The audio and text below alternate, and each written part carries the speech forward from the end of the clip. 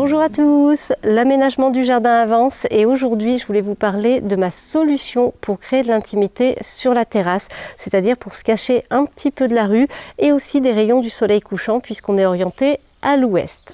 Pour créer de l'intimité sans pour autant planter une haie qui prendrait beaucoup de place dans cette partie réduite du jardin, je vous propose d'implanter une structure sur laquelle on va faire grimper des plantes afin de créer un mur végétal qui va nous isoler visuellement de l'extérieur. C'est facile à faire et j'ai la solution pour couvrir de feuillage en un été la structure métallique afin qu'elle soit comme mon arche que tu vois derrière. Ça t'intéresse ? C'est parti. On va d'abord monter et implanter la structure et ensuite je vais t'expliquer comment faire, quelle plante choisir, comment faire pour avoir du feuillage rapidement ou pour miser sur l'avenir. Et tu vas voir, on peut faire les deux en même temps. Pour mon projet, j'ai choisi cette arche pergola de chez Louis Moulin, le grand modèle, 1,87 m d'envergure, ce qui va nous faire une belle largeur pour se faire un mur végétal. On va l'implanter le long de la clôture, ce qui va nous permettre de laisser respirer un petit peu la terrasse, de profiter de l'espace qui est devant. On va être caché sans étouffer. Je suis repartie sur un produit de chez Louis Moulin parce que j'ai leur arche depuis ce printemps, j'en suis très contente, elle est très solide, elle a été facile à monter, j'avais fait ça toute seule. En plus, c'est de la fabrication française, donc ce sont vraiment des valeurs qui me conviennent. Comme en automne, c'est le moment de faire les plantations au jardin, c'est aussi le moment de s'équiper. Donc on vous a concocté un code promo qui vous permettra d'avoir moins 10% sur votre commande de produits Louis Moulin chez leurs partenaires. Je vous laisse maintenant avec le montage de l'arche et ensuite on se retrouve pour voir quelles plantes on va installer.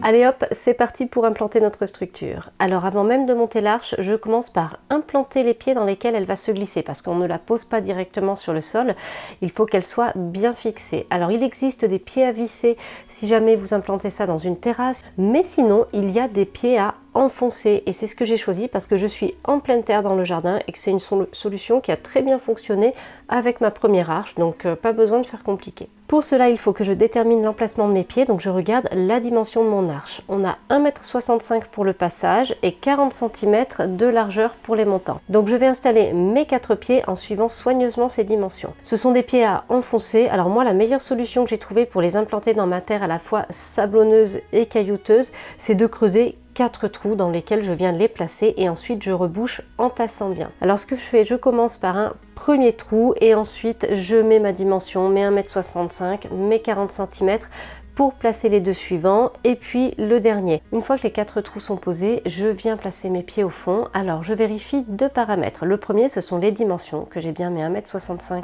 et mes 40 cm entre les 4 pieds.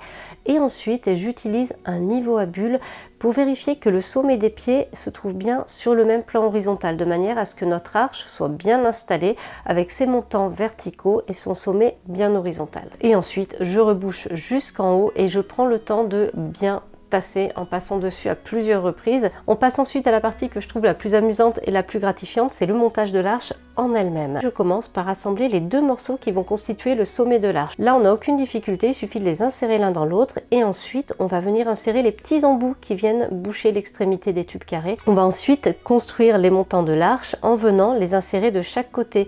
Ils sont en 2 morceaux. La seule petite difficulté à ce moment-là, enfin le seul point sur lequel il faut être précis, c'est de s'assurer qu'on met bien en haut le montant qui a des petits trous. Ça va nous servir après pour venir lier la partie basse et la partie haute. Et on vient ensuite installer les petits arcs qui vont fixer la partie haute au montant qui descendent dans le sol. Ça nous permet d'avoir un petit peu de contreventement. Alors ça se fait très facilement, ce sont des espèces de petites vis qui s'enfoncent à la main juste en appuyant. Et là, c'est terminé. C'est prêt, l'arche est construite. Il n'y a plus qu'à la redresser, donc ça je le fais toute seule, et à venir l'enfoncer sur les pieds qu'on a préalablement installés. Si vous êtes à 2, vous pouvez venir directement placer les 4 pieds dans vos tubes de fixation. Et sinon, si vous êtes tout seul comme moi, vous placez d'abord votre arche juste à côté des pieds et puis ensuite vous les enfoncez un par un.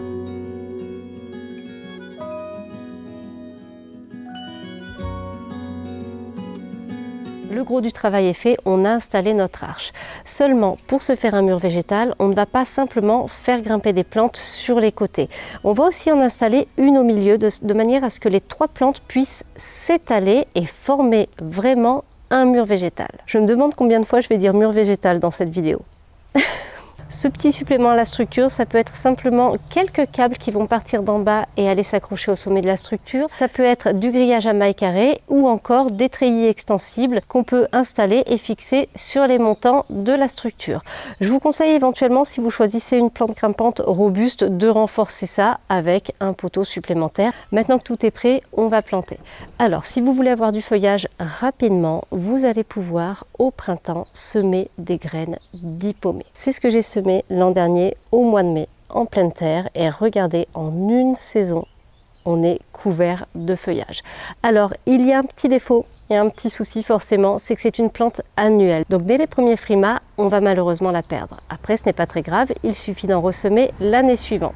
Donc l'hypomée, c'est le bon plan pour un effet waouh très rapide. En revanche, comme ce n'est pas durable, si vous voulez garder de l'intimité, préserver un mur végétal durant toute l'année, je vous conseille d'installer des plantes grimpantes vivaces rustiques, c'est-à-dire des plantes grimpantes qui vont rester en place plusieurs années et qui vont résister à nos hivers. À savoir, au moment de faire votre choix, bien sûr, laissez-vous guider par vos envies, le feuillage, les fleurs, mais surtout faites attention. Certaines sont à feuillage persistant, donc elles vont bien garder le feuillage toute l'année. D'autres sont à feuillage caduc, elles vont perdre leurs feuilles durant l'hiver et ce n'est pas forcément ce qu'on cherche. Là, j'ai fait mon choix, j'en ai 3, je vais vous montrer de quoi il s'agit. Voilà les 3 plantes que j'ai choisies, donc une qui sera au milieu, un petit peu en arrière, et puis une de chaque côté. Alors ici, on est sur une fleur de la passion, une passiflore, une classique tout simplement, que j'ai choisie pour ces fleurs bleues, donc qui vont être là durant la période estivale. Ça va être très très chouette. Ça, c'est une plante qui s'accroche toute seule, hein, vous voyez, donc elle ira grimper toute seule sur son support. Ensuite, on est là sur un jasmin. Alors celui-ci, il va avoir des petites fleurs roses, regardez, on en voit. Il est absolument génial parce qu'il peut fleurir jusqu'au mois de septembre. Donc il fleurit un petit peu pendant toute la saison. Il est très très chouette et je pense qu'il va bien se développer parce qu'il est déjà, regardez, il est déjà pas mal du tout. Et ensuite ici c'est un petit peu particulier, c'est un Actinidea, je crois bien que c'est ce qu'on appelle un kiwi, hein, plus classiquement, et celui-ci est absolument fantastique parce que son feuillage est rose au printemps. Alors là vous le voyez dans cet état tout simplement parce que c'est l'automne et qu'il est en train de perdre ses feuilles. Cela illustre bien ce que je vous disais tout à l'heure, faites attention lors du choix de vos plantes.